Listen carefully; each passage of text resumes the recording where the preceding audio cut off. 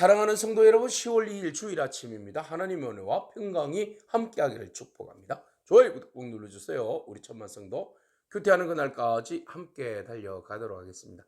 오늘 우리에게 주신 하나님의 말씀은 창세기 30장 14절에서 24절까지의 말씀입니다. 23절과 24절의 말씀을 같이 읽도록 하겠습니다.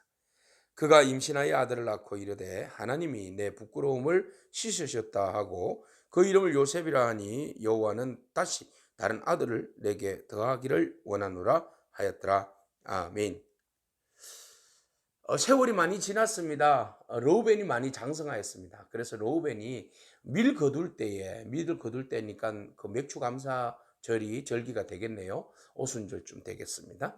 이때쯤 밖에 나가서 그 농사를 짓고 밀을 거두고 오다가 합한채를 발견한 거예요. 이 합한채는 그 식물인데요.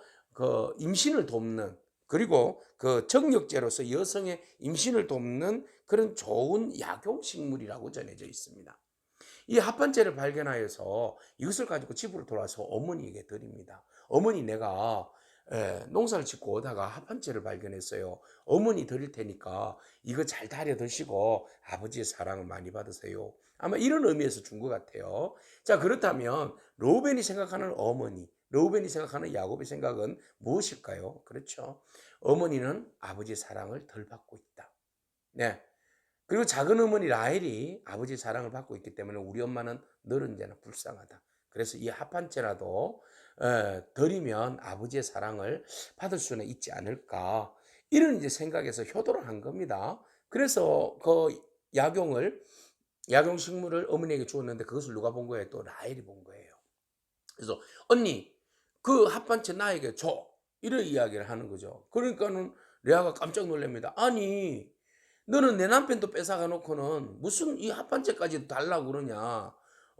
염치가 있어라, 염치가. 그런 이야기합니다. 그러면 언니, 그 합반채를 나에게 주고 그 대신 내가 그러면 오늘 밤에 언니를 그러면 야곱에게 그 들어가서 잠을 자도록 해줄 테니까 그렇게 우리 한번 딜해요. 이렇게 된 거죠.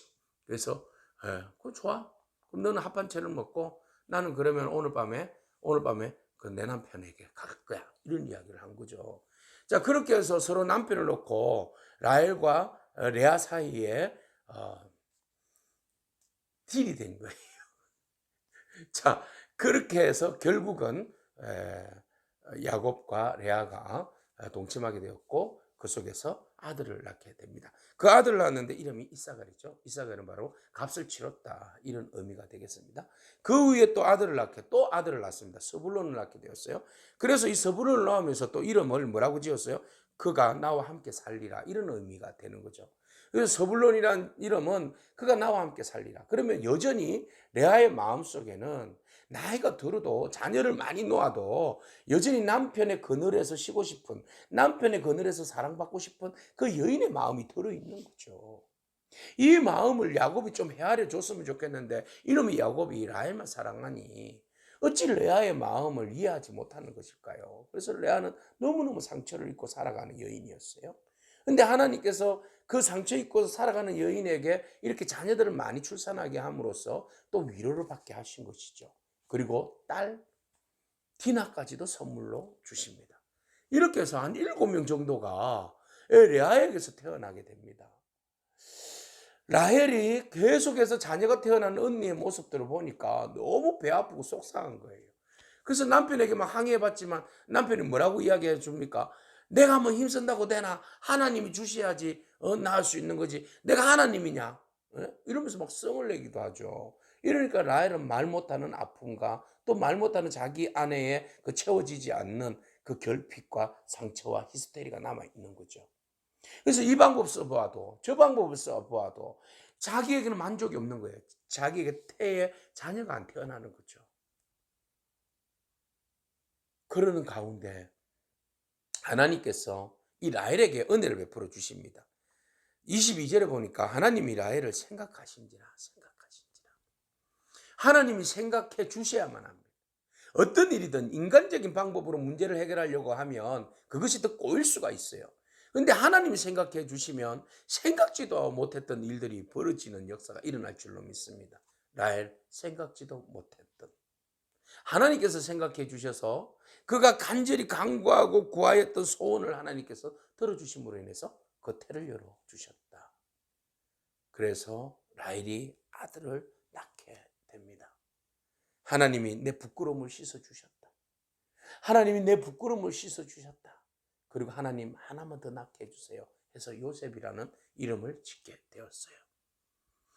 라헬은 그동안 그 개인적으로 남편의 사랑을 받았지만 그러나 여인으로서 자녀를 출산하지 못하는 것에 대하여서 개인 스스로가 가지고 있었던 그 컴플렉스와 히스테리 때문에 그리고 비교의식 때문에 그리고 채워지지 않는 늘은 죄나 그런 빈곤한 마음 때문에 괴로워했던데 하나님께서 그의 마음을 돌아보시고 생각해 주시고 채워주시는 은혜로 그가 위로를 얻게 된 것이지요.